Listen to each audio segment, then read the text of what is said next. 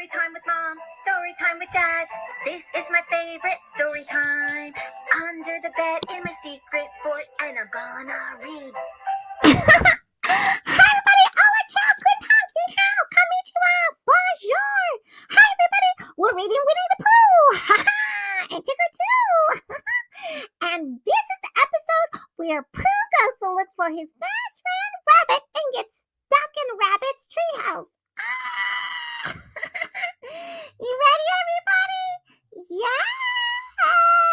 Okay, let's go.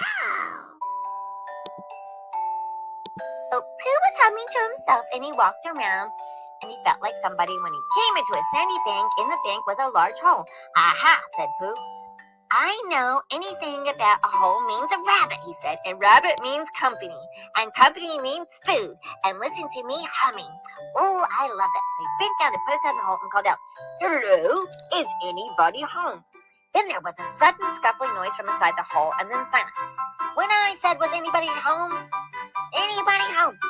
No, said a voice, and then added, you needn't shout so loud. I hear you quite very well, said the bunny rabbit. Oh, bother, said Pooh. Isn't there anybody here at all? Nobody, said the voice. Winnie the Pooh took his head out of the hole and thought for a while and thought to himself, well, there must be somebody here because somebody must have said nobody. So he put his head back in the hole and said, hello, Rabbit. Isn't that you speaking? I hear you. No, said Rabbit in a different sort of voice. No. But isn't that Rabbit's voice? Said Pooh. Oh, I don't think so, said Rabbit. It isn't meant to be. Oh, said Pooh. He took his head out of the hole and had another think, and then he put it back in and said, well, could you be very kindly to tell me where Mr. Rabbit is? Oh, Rabbit has gone to see his friend Pooh Bear, who's a great friend of his. Oh, hello! But it's me! It's me! It's me! I'm Pooh Bear. I'm his friend. Oh, yes, it's me. What sort of me? Said the voice. Pooh Bear me, as in bear, as in me, Pooh Bear, his friend. Oh, are you quite sure? Said Rabbit, still more surprised. Oh, quite sure, said Pooh. Oh, well, then come on in, said the little rabbit. So Pooh pushed his way into the hole, and at last he got in. You were quite right, said Rabbit, looking him all over. It is you, Winnie the Pooh. So glad to see you, my dear friend. Come on down, sit down, have a little cup of tea. What did you think it was? Said Pooh. Well, I wasn't sure. You know how it is in the forest. One can't have anybody coming to his house these days. One has to be very careful. What about a mouthful of something? You never know who's knocking on your door. There's a lot of wolves in sheep's clothing. I gotta be doubly careful because I don't own a ring. Which lets me know voice activation if it's my friend or not. Yeah, you gotta be very careful these days. And are you wearing a mask? Are you wearing gloves? Did you get your little Lysol spray? And then you can come in. Who always liked a little something about 11 o'clock in the morning. He was very glad to see Rabbit getting out the plates and mugs. Yeah, here, let me get out the plates and mugs and put on the tea kettle and warm up the tea. And oh, I got delicious cheese. No, this nice big jar of honey I got from the farmer's market. It's organic and it's raw and it's delicious. I always have this for my little friend Pooh Bear. When a rabbit said honey, would you like honey or condensed milk with your bread? He was so excited that Pooh was like, oh my goodness, I'd like both. Then not just to seem greedy, he added, but don't bother about the bread, please. I'm low in carbs right now, and I think I'm allergic to gluten these days. And after a long time after that, he said nothing until at last, humming to himself in a rather sticky voice, he got up and shook Rabbit lovingly by the paw and said, oh, this is the most delicious honey and tea and crumpets. Oh, here, Pooh, you must have some honey on the bread. Oh, I think I should, said Pooh, and he ate. But then he said, oh, Rabbit, I had such a lovely time with you, but I think I must be going. Oh, must you, said Rabbit politely. Well, said Pooh, I could stay a little longer if you...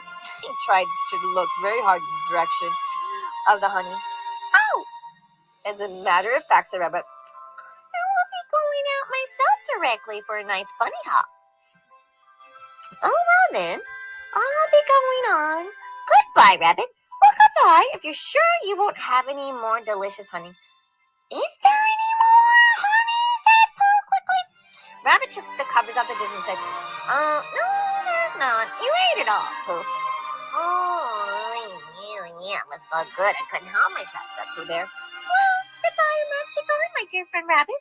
So he climbed down the hole and he pulled on his front paws and pushed his back paws, and his nose was out in the open again, out of the hole in the tree. Then his ears and his front paws and his shoulders, and then, uh-oh, I think I can't wiggle through the hole. Oh, I think I'm stuck. Oh, help, said Pooh. I can't get out of the hole. Well, maybe I better go back into the rabbit's house. Oh, bother, said Pooh. I shall have to go on. I can't do either, Pooh. Oh, help and bother. Pooh was stuck in the hole of Rabbit's house. He couldn't go out the hole, and he couldn't come back in. Now, by this time, Rabbit wanted to go for a walk, too, to go for a hop. I really need to go on for my bunny hop today. And finding the front door full of Pooh Bear, he went out by the back door and came around to Pooh hopping and looked at him. Oh, hello, Rabbit. I think I ate too much. And look at me, my belly expanded, and I can't get out of your house. Oh, you're stuck, said Rabbit. No, said Pooh carelessly. I'm just resting and thinking and humming to myself. Tra-la-la-la-la, tra-la-la-la-la-la-la-la. He didn't want to know that he was stuck. Here, give me your paw, said Rabbit. Pooh Bear stretched out his paw, and Rabbit pulled and tugged and tugged. You are really stuck, Pooh. Ow, cried Pooh. Oh, you're hurting me. The fact is, says Rabbit, you are stuck, Pooh. You are like a cork in a bottle. You're really stuck. Oh, it all comes, says Pooh crossly, of not having a front door big enough for your friends. It all comes, said Rabbit sternly, of eating too much. I thought at the time, Rabbit, only didn't like to say anything, said Rabbit. That was one of us was eating way too much, and I knew it wasn't me. Well, you ate too much, so it's your fault. You're stuck in my door. Well, I'm going to go and fetch Christopher Robin then, Pooh. Oh, yes, please do, said Pooh. And Christopher lived at the other end of the forest, and so Rabbit hopped all the way to Christopher Robin's house. Christopher Robin! Christopher Robin! A little emergency. We need your help. Oh, gosh. Silly old bear. Oh, Rabbit said, here, come help. Pooh, he's stuck in my hole of my house. He ate too much honey. Oh, silly old bear. So they ran back to the Rabbit's house and found Pooh stuck in the tree hole. Oh, he's just beginning to think, said Pooh, sniffing slightly, that Rabbit might never be able to use his front door again, and I should hate that, he said. So should I, said Rabbit. You shouldn't eat too much. Look at your big belly. Use his front door again? Of course he'll use his front door again. Good, said Rabbit. Thank you, Christopher. Can you help? Now, come on, push. Get him out of the way. Come on.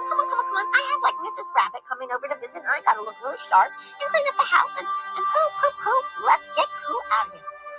Well, if you can't pull out Pooh, we might push you back. Rabbit scratched his whiskers and thought and said thoughtfully and pointing out, when once Pooh was pushed back, of course, nobody was more glad to see Pooh than he was still there, but living in the tree and lived underground. You mean I'll never get out, said Pooh? Oh, I mean, said Rabbit, that having got so far, it seems a pity to waste it. Christopher Robin started. Then there's only one thing to be done, he said. We shall have to wait for you to get thin again. Oh, how long does it take to get thin, said Pooh anxiously. Well, maybe I can do my exercises and touch my toes. 1, 2, 1, 2, 1, 2. Okay, I'm tired. About a week, I should think. But I can't stay in Rabbit's house for a week yet, said Rabbit. Who can't stay in my house for a week? I've got guests coming. I got like a very special lady rabbit coming. Yeah, come on. Can you hurry up and exercise? Come on, chop. Keep moving those legs up. Pooh, come on. 1, 2, 1, 2, 1, 2. Move those legs up. Twist that waist. Twist. Come on. Oh, you can stay here all night, silly old bear, but I'm getting you out out, which is so difficult, said Rabbit. Well, read to you, said Rabbit cheerfully. And I hope it won't snow, he said. And I say, old fella, you're taking up a good deal of room in my house. I can barely move around. Oh, I don't have enough blankets for you. Do you mind if I use your back legs as a towel horse? I mean, they're doing nothing. They'd be very convenient just to hang the towels on them. You're going to hang towels on my back legs? Oh, gosh. Well, you can make a nice table, too. I can put my plate and cups into. Oh, weak, said Pooh gloomily. What about meals? I gotta eat. I'm afraid no meals, said Christopher Robin, because I'm getting thin quicker, but we'll read to you.